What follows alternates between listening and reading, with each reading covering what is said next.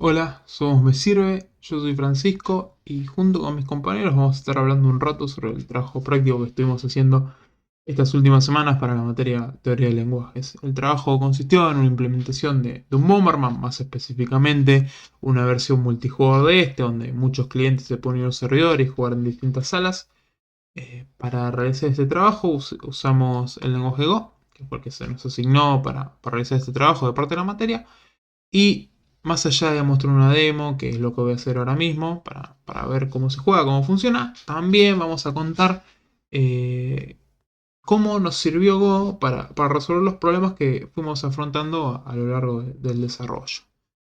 Acá tengo una diapositiva donde tengo los principales puntos que quiero mostrar, pero en vez de leer vamos a ir directo a la demo, así no estamos tanto tiempo. Vamos a correr un servidor que va a empezar a escuchar requests. Este servidor va a empezar a escuchar y cada vez que un cliente se quiere unir, lo que va a pasar es que el servidor le asigna un ID. Y después, bueno, se va a quedar escuchando eh, los distintos mensajes que este mande. Eso lo vamos a mostrar probablemente más adelante. Vamos a correr un par de clientes para mostrar que todo, que todo funciona bien, que se podemos jugar en varios lobbies y todo eso. Acá tengo unos clientes. Acá con estos dos voy a crear con estos dos voy a crear un lobby y lo voy a dejar funcionando. Acá hay el primer jugador que lo creó, el que tocó Create Game, es el administrador, es el único que puede iniciar el juego. Este no lo puede iniciar, este sí. Y lo vamos a ver corriendo acá de fondo. Y acá vamos a crear un juego. Este se va a unir también al 564, que es otro lobby donde están solo estos dos. Y yo tengo otra computadora acá donde me voy a conectar también como cliente para mostrar cómo se juega con dos jugadores moviéndose a la vez. Eh, Vamos a acá. Ahí está. Corremos un cliente. Nos unimos al lobby 564. 564. Vemos que ya se unió. Alguien se unió. Acá lo mismo. Este no puede iniciar el juego. Este es el único que puede. Acá se mueve. Bueno. Este violeta es la pantalla en la computadora en la que estoy grabando este video. Este también. Pero el amarillo es de otra computadora. Acá podemos ver cómo se mueve a la vez y cómo ambos pueden poner bombas a la vez. Vamos a corrernos para que no nos reste vida. Acá vamos a ir contra este jugador para mostrar cómo puede progresar una ronda. Em, Nada, esto obviamente uno se puede mover. Acá es la bomba le va a hacer daño. Este tiene dos vidas. Los jugadores arrancan con dos vidas las rondas para una chance más. Las bombas pueden hacer daño a sí mismo. Ahí desapareció. Va a volver recién la próxima ronda. Se queda viendo en la partida, obviamente. Y este se va a empezar a mover. Acá la bomba va a dañar a los dos. Y obviamente, bueno, se pueden seguir moviendo juntos con bombas a la vez. Eh, eso es Eso es todo en lo que consiste el juego. Si los clientes se desconectan, ponele, desconectemos el de esta computadora, se va a ir y yo puedo seguir jugando tranquilamente con el resto. Si se van todos los clientes excepto uno, la partida va a terminar porque no tiene sentido seguir jugando. Entonces termina, Electric Monkey sacó 12 puntos porque fue, no me acuerdo si el primero o el segundo. Y puedo volver al menú, ¿no? Y acá puede crear otra partida más. Por ejemplo, estos, yo también me desconecto con este y esta partida se termina. Sumo 0 puntos porque no jugaron. Y ahora podemos crear, unirnos y jugar juntos los clientes que están en los servidores. Eso no es ningún problema.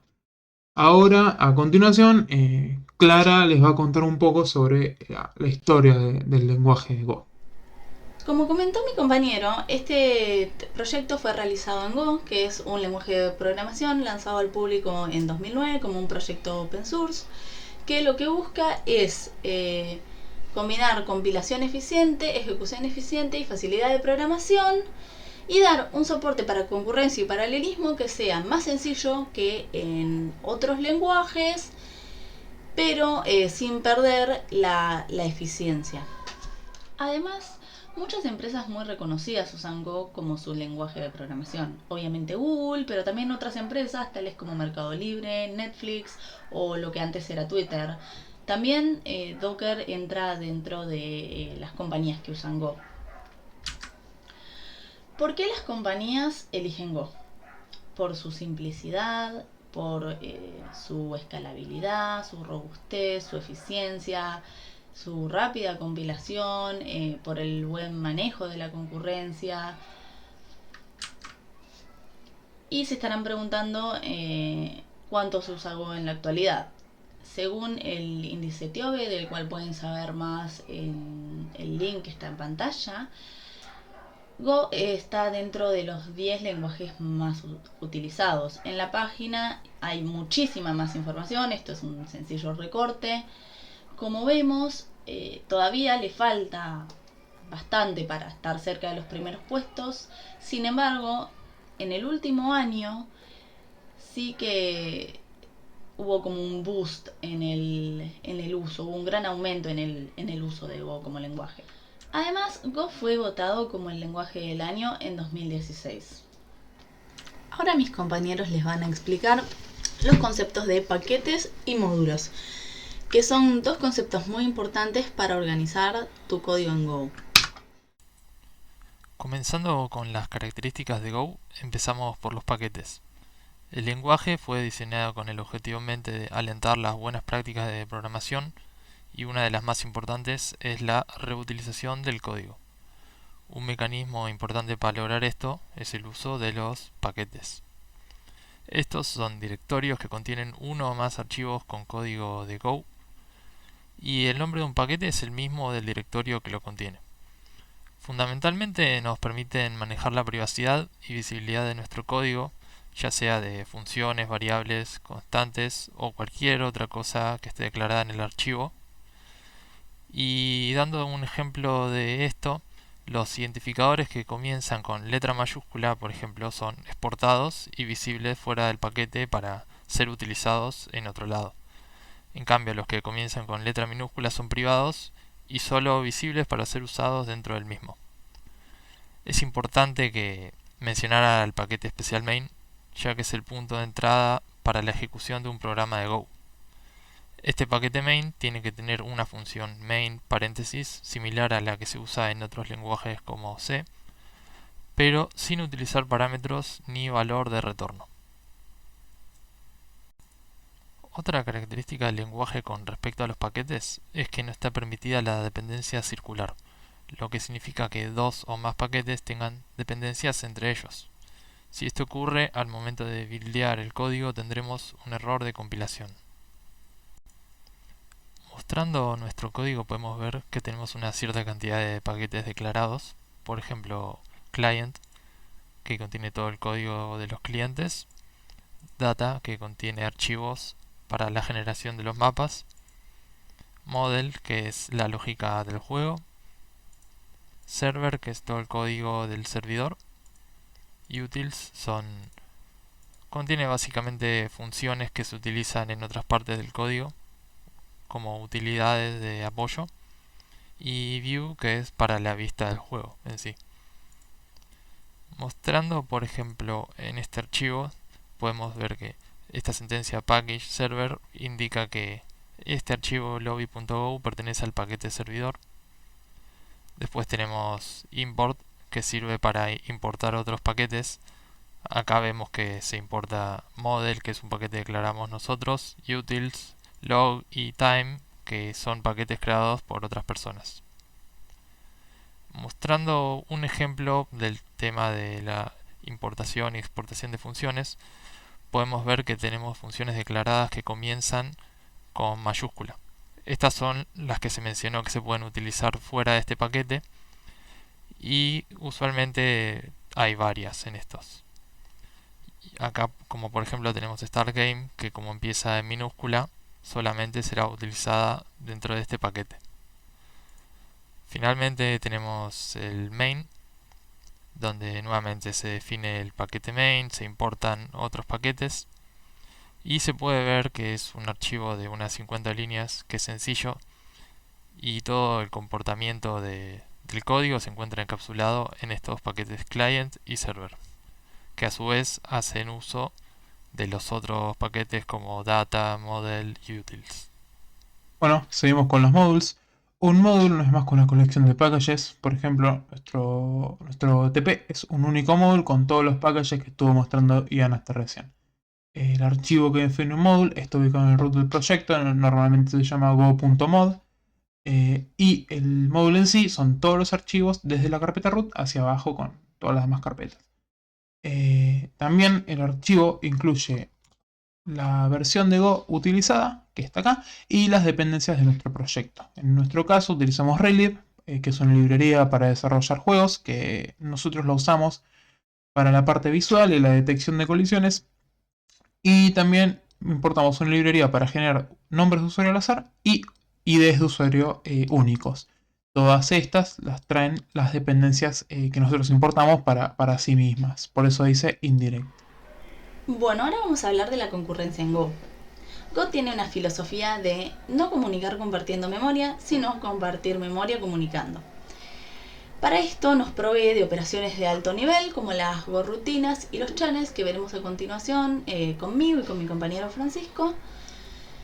Pero hay paquetes que nos ofrecen primitivas de bajo nivel en caso de que estas sean necesarias. Si bien intentamos aprovechar todas las características de alto nivel de Go, en algunos casos nos pareció necesario utilizar algunas de las primitivas de bajo nivel. Por ejemplo, aquí en el lobby tenemos la función para remover el cliente. Es importante que hagamos el lock y el unlock, en este caso con defer, que es algo que veremos más adelante, pero lo importante es que se entienda que hacemos un lock, hacemos el delete para remover al cliente, removemos al jugador de la partida, y si el jugador era un owner, entonces se va a asignar un nuevo owner para el juego y luego se va a hacer el unlock. Esto es para que no haya problemas en la desconexión de clientes y la asignación del nuevo owner y demás en caso de que varios jugadores estén intentando irse al mismo tiempo. También hay otros tipos de logs, como dato curioso, como por ejemplo estos logs que son de lectura o de lectura y escritura. Bueno, acá tenemos un poco la documentación de Go, ¿no? Habiendo hablado un poco de la filosofía de concurrencia de Go, nos vamos a centrar un momento en lo que son las Go rutinas, ya que es un aspecto bastante novedoso de Go. ¿Por qué es novedoso? Porque propone un cambio en la forma de trabajar con la concurrencia, ya que evita tener un hilo principal. El modelo de tener un hilo principal mostró ser limitante y propenso a errores, ya que el programador tiene que tener muy en cuenta qué pasa en cada hilo, y esto en Go no ocurre. Una Go rutina sería lo que normalmente conoceríamos como threads, pero tiene una diferencia de comportamiento, ya que cuando uno tiene una serie de Go rutinas y ocurre una llamada del sistema que es bloqueante, las Go rutinas que están en el mismo hilo del sistema operativo cambian a otro, y todo esto es transparente para el programador, lo que hace que justamente sea más sencillo de programar, que es una de las cosas que, como ya dijimos, se busca desde el lenguaje Go como filosofía, pero además están implementadas de un modo muy eficiente, ya que lo que se hace es como guardar memoria, guardar muy poca memoria e ir pidiendo más memoria a medida que es requerido. Al principio utilizábamos Go rutinas en el lado del cliente para recibir updates del juego. Sin embargo, a medida que fuimos agregándole pantallas previas al juego en sí, esto se convirtió en un problema, ya que estábamos recibiendo updates de un juego que ni siquiera había sido creado. Sin embargo, sí que usamos Go rutinas en el servidor. En esta función llamada Handle Connections del servidor, vemos que en la línea 46 se aceptan conexiones entrantes. Si no hay errores, en la línea 52 se lanza una Go rutina para cada una de esas conexiones, o sea, una rutina por cliente. ¿Por qué? Por simplicidad en lo que sería la asignación de recursos y de que el servidor pueda manejar a todos los clientes a la vez. Esta rutina que se manda, digamos, lo que va a suceder en ese hilo es que se van a manejar todas las conexiones que no tengan que ver con jugar el juego. Luego hay hilos para cada lobby del juego que sí van a manejar todas las acciones de movimientos del juego, pero el servidor maneja todo aquello que no es parte de la jugabilidad del juego en sí, y va a ser obviamente quien lance las rutinas para cada lobby, para cada juego, una vez que este juego esté creado y esté empezado. Por ejemplo, acá en Handle Connection se le informa al cliente su ID, o sea, se crea el cliente, se crea el ID, se le avisa. Y luego vamos a recorrer todos los mensajes que nos vaya enviando ese cliente en particular mediante este hilo. Para eso está esta función de aquí, Handle Message.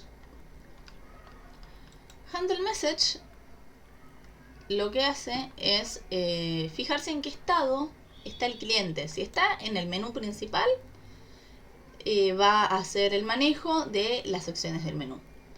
Si está en el resto de los estados, va a hacer el manejo de otro tipo de acciones.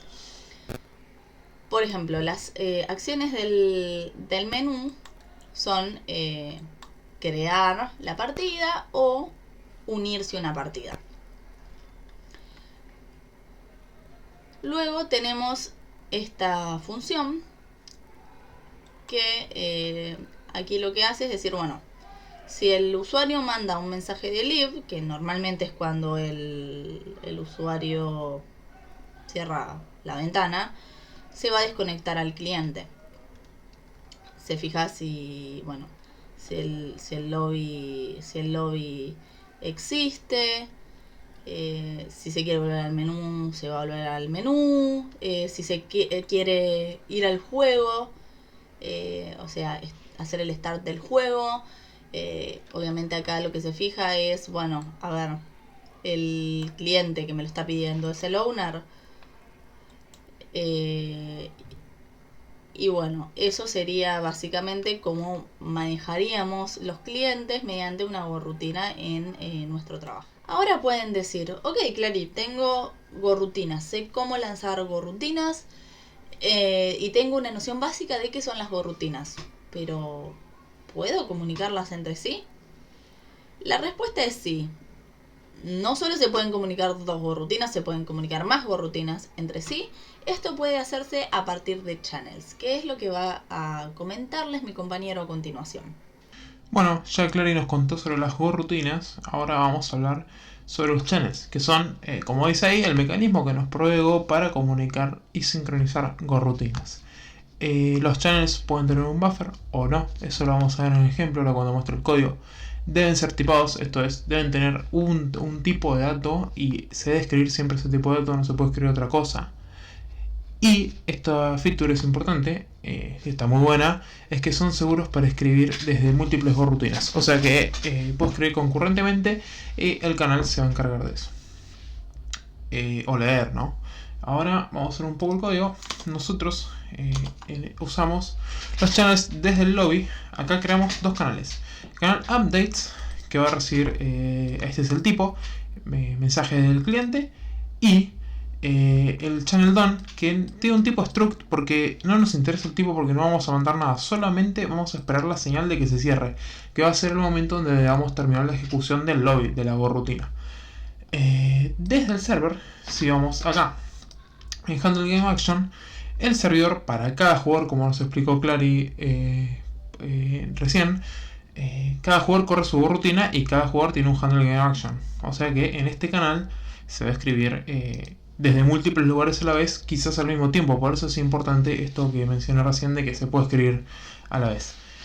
El select se encarga de escribir y si falla nos tira un error. Ahora vemos un select un poco más complejo para entender cómo funciona. Y en lobby, una vez que se manda el mensaje, de este lado se reciben. Acá está el don. Si el don se cierra, esto va a llegar una señal y lo va a leer, select, y va a devolver y se va a terminar la rutina del lobby. Si llega un input, se va a manejar ese input, se va a mover el jugador, se va a poner una bomba, y si el ticker salta, significa que tenemos que adoptar el juego y vamos a mandárselo a todos los clientes. Esto pasa una vez cada 30 milisegundos para 33 para tener 30 FPS. ¿Por qué es importante el select? Porque select selecciona sobre los canales que están listos para leer, al azar. Entonces esto va a permitir que ningún canal se esté leyendo permanentemente y no se pueda leer sobre los demás. Entonces nos garantizamos que los updates van a ocurrir. Este es todo el uso que le damos en los canales en esta parte. Ahora Ian les va a contar sobre el manejo de errores de Go. Con respecto al manejo de errores, Go adopta un enfoque diferente en comparación con otros lenguajes. Principalmente evita acumular excepciones a estructura de control bajo el argumento de que esto resulta en un código complicado y tiende a etiquetar errores comunes como excepcionales. En su lugar, utiliza retornos múltiples en las funciones, aprovechando la capacidad de retornar más de un valor para informar errores sin sobrecargar el valor del retorno principal que se va a utilizar con otro fin. Existe un tipo error dentro del lenguaje que implementa una interfaz con el mismo nombre, que es el que se utiliza para guardar el valor devuelto por las funciones en donde se manejan los errores. Para determinar el comportamiento en el caso de que se deba manejar un error, se suele realizar una comparación de este valor captado con el tipo nil. Por ejemplo, se compara si la variable que guarda el error es distinta de nil, y si esto ocurre se implementa una cierta lógica para manejar esta situación. Esta forma de manejar errores permite resolver situaciones excepcionales sin necesidad de estructuras de control adicionales como try-catch que se usan en otros lenguajes, y permite realizar un código más limpio al no sobrecargarlo de instrucciones innecesarias. También existen otras utilidades como defer, que lo va a explicar Clara en la siguiente sección, junto con panic y recover. Panic detiene la ejecución del programa cuando se llama y realiza la ejecución de funciones que hayan sido invocadas junto con defer en un orden last in, first out. Si alguna de las funciones que fueron llamadas junto a defer dentro de ellas llaman también a recover, el panic puede ser recuperado y manejado para permitir continuar con el correcto funcionamiento del programa. Como ejemplo del manejo de errores en nuestro código tenemos esta función para crear los mapas, donde se puede ver al principio que esta función retorna dos valores: un puntero a un mapa y un error. Esta característica mencionada anteriormente de la doble devolución que tienen ciertas funciones también, por ejemplo, se puede ver en open, que es una función importada del paquete OS, donde se declaran variables para el archivo y para el error en caso de que esta función open lo devuelva. Acá es donde se hace la comparación de la variable error con nil para retornar en caso de que haya habido un error al abrir el archivo. También se puede ver cómo se llama defer para la función close, que esto va a provocar que se cierre el archivo una vez termine de ejecutarse la función anterior. Luego tenemos todo este cuerpo de código que es un escáner de texto que funciona para generar los mapas a partir de un archivo, y también dentro de los casos que se pueden encontrar con los caracteres en el archivo tenemos un caso default en donde si no se reconoce el carácter que se escanea se devuelve nil, y un error también junto con este texto para indicar dónde es que falló la función. También se llama otra función de error del escáner para cortar la ejecución en caso de que haya habido un error en el mismo. Y finalmente, si todo este código se puede ejecutar sin problemas, termina devolviendo el puntero al mapa, y como error que se había declarado al principio se devuelve nil al final, indicando que no hubo ningún error para crear el mapa. Cuando Ian habló del tema de manejo de errores, comentó que se podía usar defer. Sin embargo, defer tiene otros usos y nos pareció importante dedicarle un par de minutos a esto, ya que también muestra una de las simplicidades que nos da Go a la hora de realizar ciertas funciones que vamos a ver ahora. Ahora vamos a partir de unos ejemplos y luego explicaremos qué es differ, para qué sirve y qué usos tiene. Lo importante de entender es esto. Por ejemplo, acá tenemos la función start, que inicializa el cliente. Se inicializa la ventana del cliente y mientras la ventana no tenga que, o sea, mientras no se cierre, se van a ir manejando las distintas vistas a partir de estas funciones de handle. Entonces, lo que hace differ c.connection.close es cerrar la conexión. Ahora, si nosotros tuviéramos esto, se ejecutaría así secuencialmente, ¿no? Sin embargo, como tenemos la palabra differ adelante, lo que va a suceder es que primero se va a inicializar esto, luego se va a inicializar esto, y cuando la función de start termine, entonces, justo antes de que termine, se va a ejecutar esto. Y esto es muy importante por diversos motivos que ahora veremos. Antes de explicar eso, quiero mostrar otros ejemplos donde, por ejemplo, acá usamos differ para frenar un ticker, o, por ejemplo, acá lo usamos para hacer el unlock de un recurso. Entonces, ahora que entendimos cómo se usa differ y vimos algunos posibles casos de uso, vamos a formalizar un poco la idea de differ. Differ pospone la ejecución de una función hasta que la función que la rodea retorna. Sirve para programar tareas de limpieza, liberar logs, o para cualquier acción que tenga que ocurrir cuando una función complete su ejecución, como vimos en el caso del timer.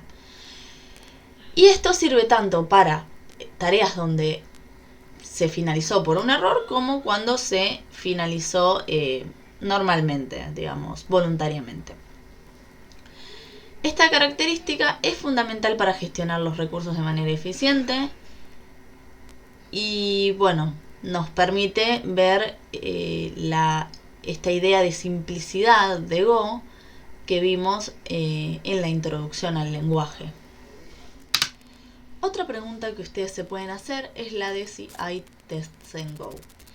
Y sí, efectivamente las hay. Y eso es lo que va a explicar Ian a continuación. Con lo que corresponde al testeo, los diseñadores de Go tomaron la decisión de no incorporar assertions basándose en su experiencia, que sugiere que suelen ser utilizadas por los programadores como una forma de evadir un manejo y reporte de errores adecuado. En lugar de assertions, el lenguaje promueve un enfoque más explícito y cuidadoso para el manejo de errores. Este enfoque tiene varios beneficios según los creadores del lenguaje. Por ejemplo, el primero permite que los servidores continúen operando después de errores no fatales en lugar de colapsar. Otro ejemplo fomenta mensajes de errores más claros y directos, lo que facilita la comprensión del problema sin necesidad de interpretar largos rastros de fallos. Esto es particularmente muy útil cuando el programador está revisando los errores, no está familiarizado con el código.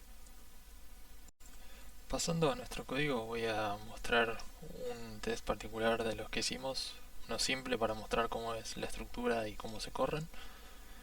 Como consideraciones importantes es que cada función de test, por ejemplo esta que se va a mostrar, cada función de estas tiene que comenzar con la palabra test, T mayúscula, y recibir como argumento este testing.t. Y por otro lado también el código de lo que se va a probar tiene que estar sí o sí en el mismo paquete que se encuentra en el archivo de test.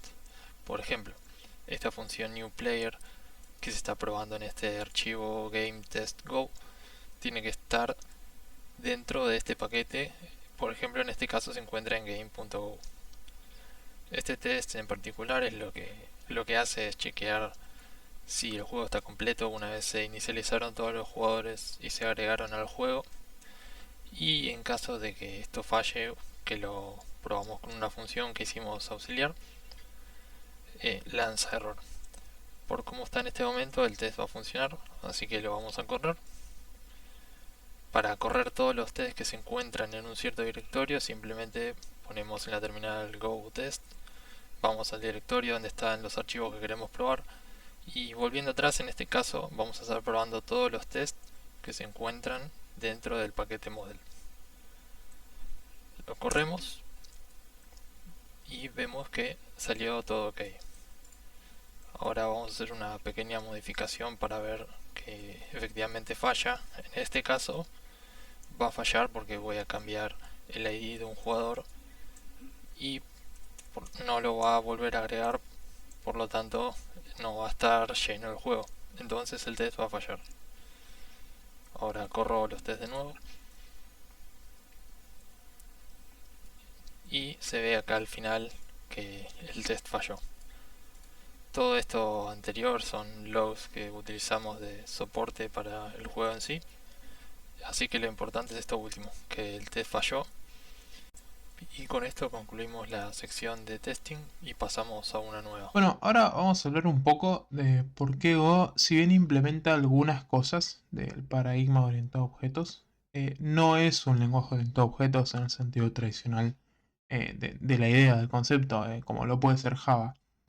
En Go no existe el concepto de clase, no existe. Tampoco existe la herencia. No existe ninguna de esas directivas, por ejemplo, como existen en Java, donde podemos declarar una clase y ponerle extends o implements para extender de una clase o implementar una interfaz. Pero en Go sí podemos usar interfaces. De una forma distinta, no como en Java donde usamos implements, como ya dije, que ya ahora voy a mostrar un ejemplo. También tenemos métodos. Los structs pueden tener métodos, eso sí, quizás se puede relacionar con un lenguaje orientado a objetos. Y tenemos una idea de encapsulamiento, donde en Go, si bien no existen las palabras del estilo private o public, podemos declarar en un struct variables donde aquellas que inicien con una letra minúscula van a ser privadas y aquellas que inicien con una letra mayúscula van a ser públicas. Y ahora vamos a ver un ejemplo en nuestro código para demostrar esto que estuve diciendo. Bien, vamos ahora con un pequeño ejemplo. Nosotros en el código del juego definimos una interfaz posicionable que representa cualquier cosa que pueda ser ubicada dentro del mapa. Por ejemplo, una pared, un jugador, una bomba, lo que sea. Una interfaz es simplemente una lista de métodos. Entonces, ¿cómo hago yo para utilizar estas interfaces?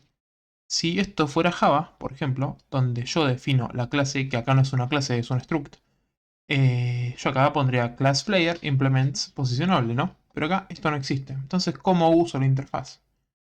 Lo que hay que hacer en Go, básicamente, es reescribir todos los métodos definidos acá. Una vez que yo tengo todo esto escrito, yo puedo utilizar a player, en este caso, pero también puede ser wall, que también lo hacemos acá, como un posicionable. ¿Para qué usamos esto? ¿De qué nos sirve la interfaz? En este caso, la interface. Acá, por ejemplo, y acá estoy haciendo un spoiler, estos son generics que también voy a explicar en un segundo. Nosotros podemos llamar con esta función a cualquier cosa que sean posicionables. Entonces yo acá recibo un objeto posicionable y un array de posicionables y chequeo si colisionan entre ellos, ¿no? Esto hace que no tengamos que escribir una función para cada tipo de dato para chequear colisiones, sino que, bueno, podemos pasar por parámetro. Acá no es necesario usar generics, se podría castear, pero la implementación quedaba bastante más limpia. Ahora vamos a ver qué son generics. Bueno, ¿qué es un generic? Como vimos en el código y como vamos a chusmear ahora en un ratito, es una feature de Go que fue implementada hace no mucho en la versión 1.18, esto es hace unos 2 años, que nos permite definir funciones o estructuras de datos que sean capaces de trabajar con distintos tipos. Esto es, yo no necesito, yo puedo pasarle cualquier cosa a la función. Cualquier cosa, en algunos casos, si usamos any, pero también podría ser algo que implemente una interfaz, como es nuestro caso. Por ejemplo, yo acá podría llamarse así. Pero acá no me sirve porque yo preciso estos métodos. Entonces quiero que sean posicionables. Esto puede ser también, por ejemplo, para alguna función que haga algún tipo de suma. Yo quiero que tenga la interfaz que nos permite sumar. Por ejemplo, en Go se pueden sumar números, pero también se pueden sumar strings, que es concatenarlas.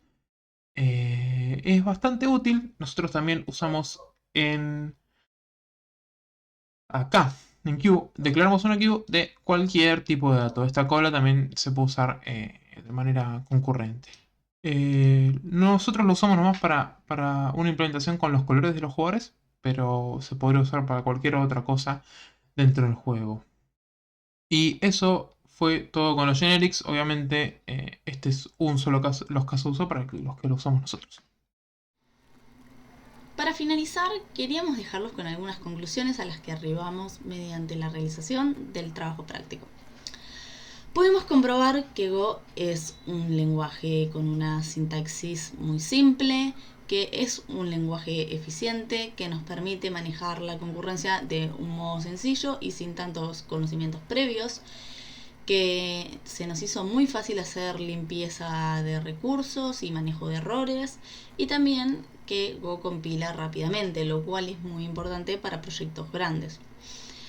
Una de las limitaciones que vimos es en la parte gráfica. Si nosotros hubiéramos querido hacer algo más complejo desde lo gráfico, quizás Go no hubiera sido la mejor elección.